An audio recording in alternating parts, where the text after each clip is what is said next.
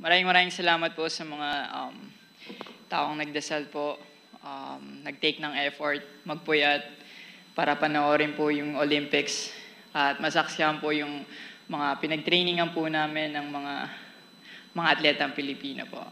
Gusto ko po magpasalamat sa pagbigay po sa amin ng training camp sa Mets po. Sobrang laking tulong po nun sa akin. Nakapag-adjust sa oras. Nagamay din po yung weather. Kaya sobrang laking bagay po sa akin po yun. Na nakakonekta po sa gintong medalya po. Maraming salamat po sa POC kay Ma'am Cynthia, Gymnastics Association of the Philippines. Siya po yung nag-handle po sa amin and nagtaguyod po sa gymnastics po. Maraming salamat po sa inyo, Ma'am Cynthia. Grabe po yung support na binigay niya po. Siyempre sa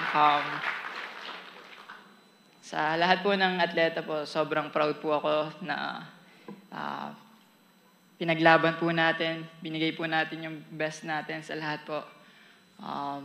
Dugot pawis yung inalay natin.